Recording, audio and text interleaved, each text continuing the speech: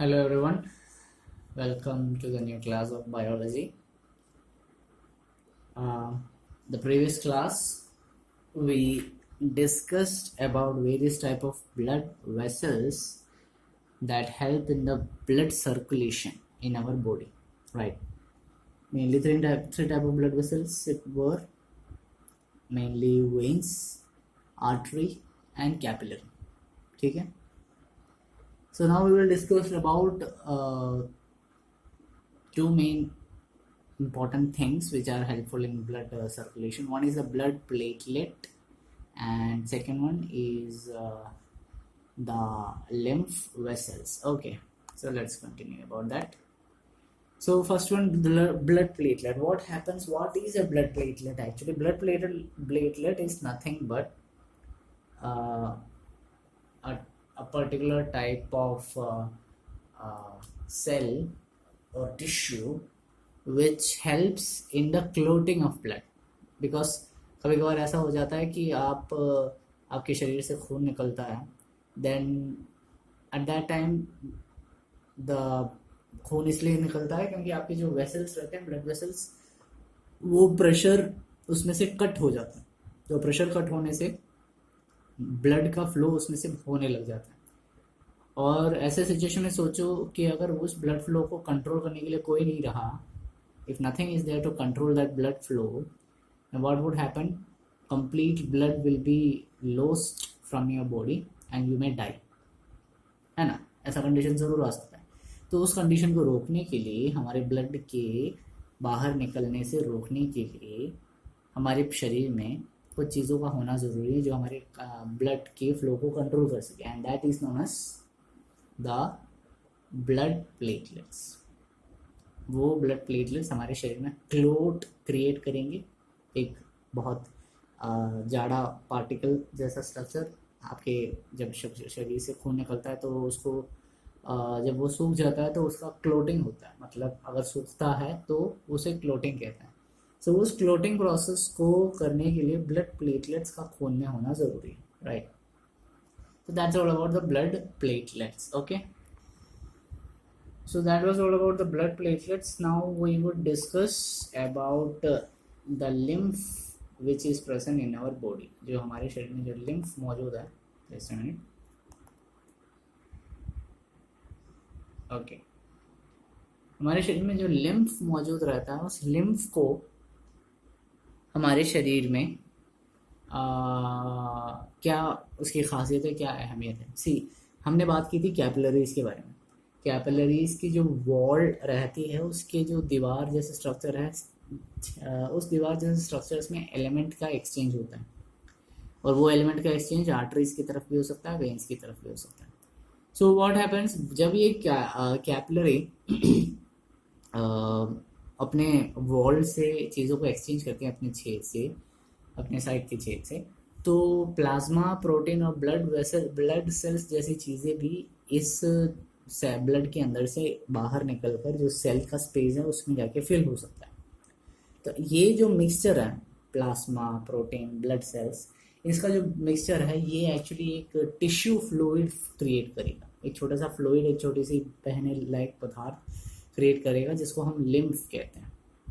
Lymph की खासियत mainly जो रहती है वो है कि वो एब्जॉर्ब्ड फैट को इंटेस्टाइन से निकालने में, लेकर जाने में, और साथ साथ जो सेल्स के बीच का जो स्पेस है उसमें मौजूद फ्लूइड को ब्लड के अंदर वापस डालने में भी मदद करने वाला लिम्फ है. ठीक है. लिम्फ की एक और खासियत हमारे जो इम्यून सिस्टम है उसको असिस्ट करना भी है. लाइक जो WBC होता है ना, white blood cells, it helps in the process of to assist the white blood cells in order to prevent germs from our body. हमारे शरीर से germs को, कीटाणुओं को निकालने में मदद करने वाला भी हमारा lymph ही होता है. Okay, so this is all about the transportation process which takes place in human beings. इंसानों के केस में होने वाला एक ट्रांसपोर्टेशन प्रोसेस हमने पढ़ा. अब हम पढ़ेंगे कि प्लांट्स के केस में ट्रांसपोर्टेशन प्रोसेस कैसे होगा. देखिए, हम ये जानते हैं कि प्लांट्स के केस में जो ट्रांसपोर्टेशन प्रोसेस होता है उसमें मेनली कार्बन डाइऑक्साइड का यूज़ होता है ना. कार्बन डाइऑक्साइड को लिया जाता है, फोटोसिंथेसिस प्रोसेस में यूज़ करते हैं, उसको उठाकर फिर फूड बनाया जाता है। फोटोसिंथेसिस का एक केमिकल रिएक्शन पढ़ाया भी था आप लोगों को। Other than that, plant also needs some different basic elements for preparing their food, some nutrients like nitrogen, phosphorus, potassium, ऐसे कुछ मिनरल्स की भी ज़रूरत पड़ती है, और वो मिनरल्स मिलेगा प्लांट को फ्रॉम द सॉइल, मिट्टी से उस प्लांट को मिलेगा। ओके, अब जब मटेरियल्स का ट्रांसपोर्टेशन हो ही रहा है तो एक बात वहाँ पर क्लियर है जो आप लोगों ने अपने नाइन्थ स्टैंडर्ड में पढ़ा था, डिफ्यूशन प्रोसेस। क्योंकि मिट्टी के अंदर से वाटर को निकालना, न्यूट्रिएंट्स को निकालना, उस मिट्टी से निकलने वाले वाटर या न्यूट्रिएंट्स को प्लांट के डिफरेंट पार्ट्स तक पहुंचाना, डेफिनेटली उसमें प्रेशर का डिफरेंस ज़रूर रहेगा। मिट्टी में जो रूट रहता है, जो रूट्स रहते हैं, वो वाटर को जब एब्जॉर्ब करते हैं ना, तो रूट्स के चारों तरफ के प्रेशर और मिट्टी में मौजूद एलिमेंट्स के तत्व के प्रेशर में डिफरेंस रहता है। तो उनके बीच का जो डिफरेंस है वो वहाँ पर बहुत ज़्यादा यूटिलाइज किया जाता है, बहुत ज़्यादा यूज़ किया जाता है। ठीक है, सो प्लांट्स को जब पानी की ज़रूरत पड़ती है फ्रॉम द रूट, वो रूट से जो पानी मिलता है वो डिफ्यूजन प्रोसेस के द्वारा एब्जॉर्ब करवाया जाता है। अब रूट से प्लांट में वाटर लीफ तक पहुंचाना ज़रूरी है, क्योंकि लीफ, जिसे हम फूड फैक्ट्री भी कहते हैं, इसको हम फूड फैक्ट्री भी कहते हैं, ये जो फूड फैक्ट्री है ये यहाँ पर मेनली फूड का सिंथेसिस होता है, फोटोसिंथेसिस या फिर फूड बनाने का प्रोसेस यहाँ पर ही होता है। तो जो रूट और जो लीव्स के बीच का जो डिस्टेंस है, अगर वो बढ़ता जाएगा, मतलब ट्री या फिर पौधा अगर बहुत बड़ा है या फिर बहुत छोटा है, उस पर डिपेंड करेगा उसकी जो डिफ्यूजन एनर्जी है वो, और उसका ट्रांसपोर्टेशन प्रोसेस है वो कितना एफिशिएंट है। अगर बहुत बड़े बड़े पेड़ को हम अगर एग्जांपल में ले, तो उसके जड़ से लेके उसके एकदम ऊपर मौजूद पौधों तक पानी पहुंचाना मतलब बहुत ज़्यादा एनर्जी का यूज़ करना है।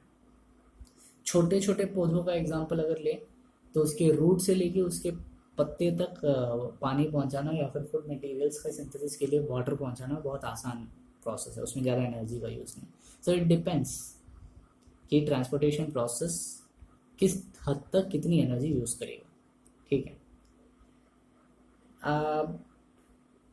ओवरऑल अगर पूरे के पूरे प्लांट कैटेगरी के बारे में बात करें, जो प्लांट सेल की खासियत है उसके अंदर के जो सेल्स हैं ज़्यादा से ज़्यादा डेड सेल्स हैं। प्लांट के अंदर मौजूद जो टिश्यूज़ होते हैं उसमें जो ज़्यादा से ज़्यादा जो सेल होते हैं वो डेड रहते हैं, डेड सेल्स रहते हैं। इस वजह से उनका जो ट्रांसपोर्टेशन सिस्टम है वो बहुत स्लो होता है, क्योंकि ज़्यादा से ज़्यादा सेल उसमें असिस्ट नहीं कर पाते हैं, हेल्प नहीं कर पाते हैं। तो जाहिर सी बात है, हेल्प ना मिलने की वजह से उनका ट्रांसपोर्टेशन बहुत धीरे धीरे होगा ज़रूर, लेकिन बहुत धीरे धीरे।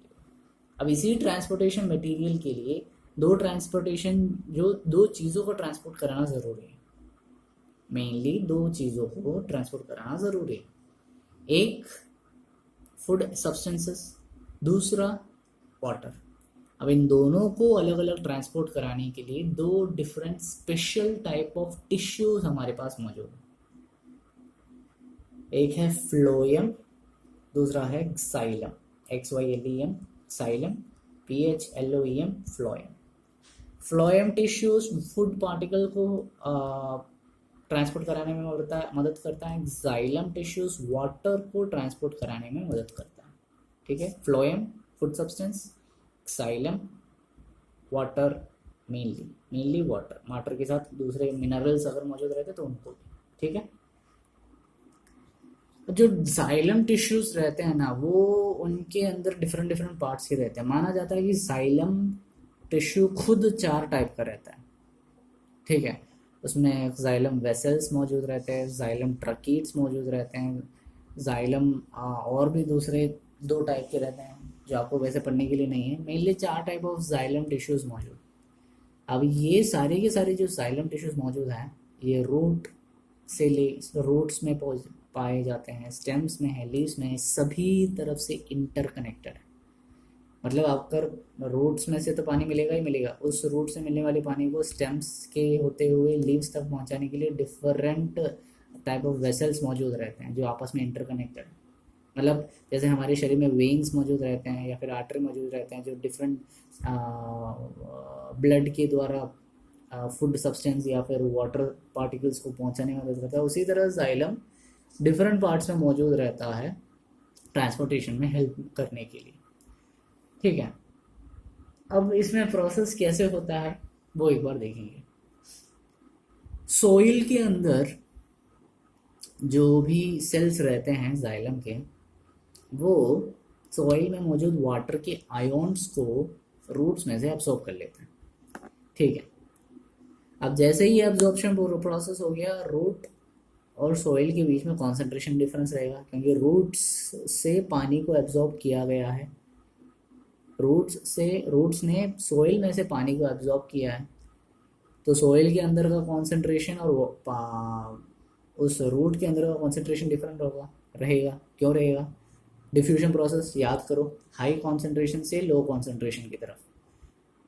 रूट में ज़्यादा कॉन्सेंट्रेशन पानी या सॉइल में ज़्यादा कॉन्सेंट्रेशन पानी, जब पानी को खींचा जाता है सॉइल में होगा ना, तो सॉइल में ज़्यादा कॉन्सेंट्रेशन होने की वजह से सॉइल से पानी रूट की तरफ पानी फ्लो होगा कॉन्सेंट्रेशन डिफरेंस की वजह से। इसे मतलब उसे कहते हैं कॉन्सेंट्रेशन डिफरेंस, ज़्यादा से कम की तरफ, सॉइल से रूट की तरफ।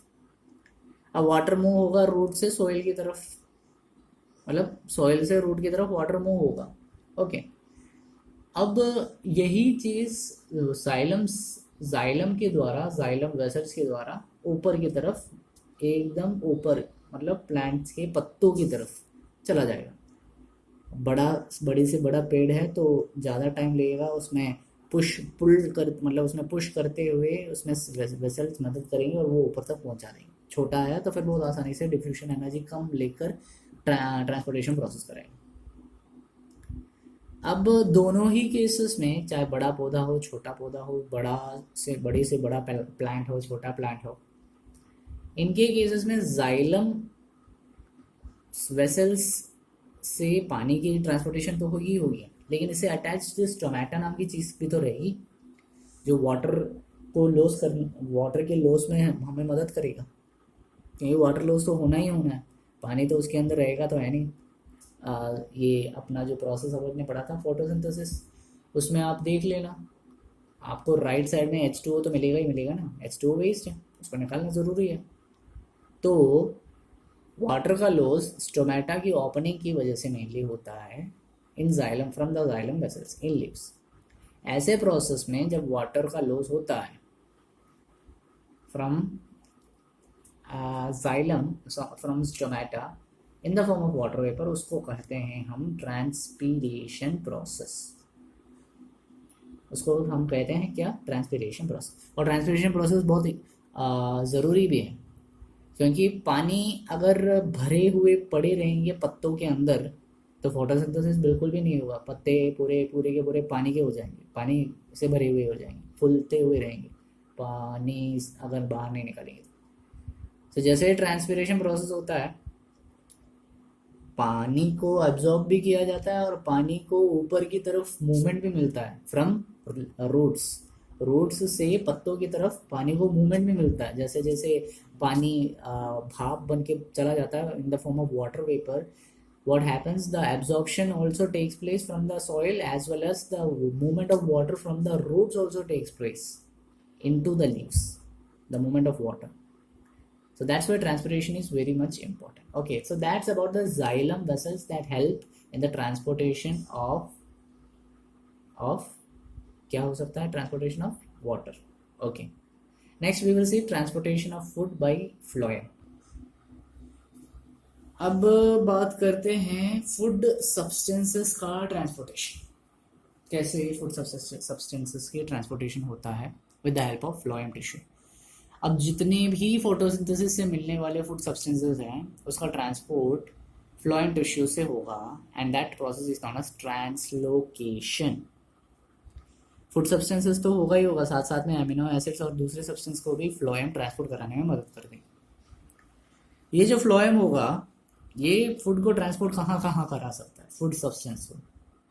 फोटोसिंथेसिस के बाद खाना पूरा प्लांट में ही रहता है, प्लांट में फैला हुआ रहता है, और वो खाना फैलाने के लिए हेल्प करने वाला होता है फ्लोएम। तो कहाँ कहाँ तक ले जा सकता है? फ्रूट्स को देगा अगर फ्रूट वाला है प्लांट, सीड्स को देगा जो बीज उसके अंदर मौजूद है, फ्लावर्स को देगा अगर फ्लावर मौजूद है, पत्तों के अंदर रहेगा ही रहेगा, स्टेम्स तक पहुंचाएगा, रूट्स में पहुंचाएगा, हर कोने कोने तक फ्लोएम टिश्यूज फूड सब्सटेंसेस को पहुंचाने में मदद करता है। कैसे पहुंचाएगा? जाइलम में ट्रकीट्स और जाइलम वेसल्स हेल्प कर रहे थे, तो यहाँ पर फ्लोएम में क्या हेल्प कर सकता है? फ्लोएम में हेल्प करेगा सीव ट्यूब्स।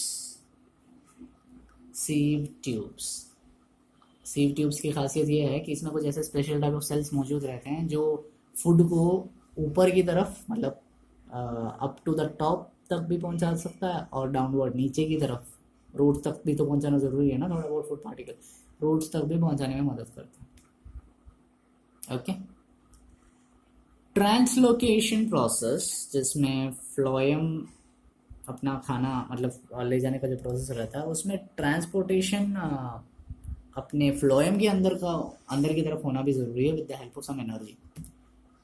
अब वो एनर्जी कैसे मिलेगा? वो एनर्जी मिलेगा from the ATP, adenosine triphosphate. ज़्यादा बताने की ज़रूरत नहीं होगी, छोटे क्लासेस में पढ़ी होंगी, 9th में मेनली। एडेनोसिन ट्राइफॉस्फेट एनर्जी है किसकी? किसकी एनर्जी होती है? जो एनर्जी हमें मिलती है आफ्टर फोटोसिंथेसिस प्रोसेस, वो एनर्जी है एटीपी। और इसी एनर्जी के बदौलत वाटर मूवमेंट जो जाइलम में होता है, वो वाटर मूवमेंट भी इसी एटीपी की मदद से होता है। अब वो जो प्रेशर वगैरह चेंज होकर प्रेशर चेंज होगा वहाँ पर वाटर मूवमेंट की वजह से, उस प्रेशर चेंज की वजह से एनर्जी मिलेगा। प्लांट अपनी उसी एनर्जी को स्टोर करके रखता है अपने फ्यूचर के लिए, फ्यूचर नीड के लिए। जैसे फॉर एग्जांपल स्प्रिंग सीजन आ गया। स्प्रिंग सीजन मतलब वो सीजन होता है जिसमें नए नए प्लांट्स उभर कर आते हैं। तो वो जो बीज रहते हैं स्प्रिंग सीजन के टाइम जिस किसी भी प्लांट में, उस बीज को फूड देने की ज़रूरत पड़ती है ताकि वो नया प्लांट बना सके, नया पौधा बना सके। So for that purpose that energy is utilised from here, यहाँ से जो एनर्जी मिलती है उसकी यूटिलाइजेशन वहाँ पर की जाती है। Okay, so this is all about the transportation of substances in plants. तो ये हो गया कंप्लीट एक सर्कुलेशन का प्रोसेस। अब अपना एक ही प्रोसेस बाकी है, वो है एक्सक्रीशन। वो हम 1-2 दिन के अंदर कंप्लीट करेंगे and that will be the completion of this chapter. वो इस चैप्टर का कंप्लीशन होगा। Clear? Okay, so this is all about today's class. I hope you enjoyed it. Notes बनाते रखिएगा, काम आएगा। नोट्स लास्ट के लिए बनाओगे तो बहुत भारी भरकम हो जाएगा नोट्स बहुत ज़्यादा लिखने के लिए पड़ेगा। अभी तक तो पूरे अगर गिन कर देखिए तो टोटल 17 पेजेस तो मेरे हिसाब से हो गए। Sorry for the interference. आप लोग जब लिखोगे तो पता नहीं कितना हो सकता है। मिनिमम 17 पेज तो अभी हो ही गए। सो अभी से स्टार्ट करिए, लेट मत होइएगा, डिले मत करिएगा, and stay safe at your houses. Enjoy the time with your family. Thank you. Have a nice day.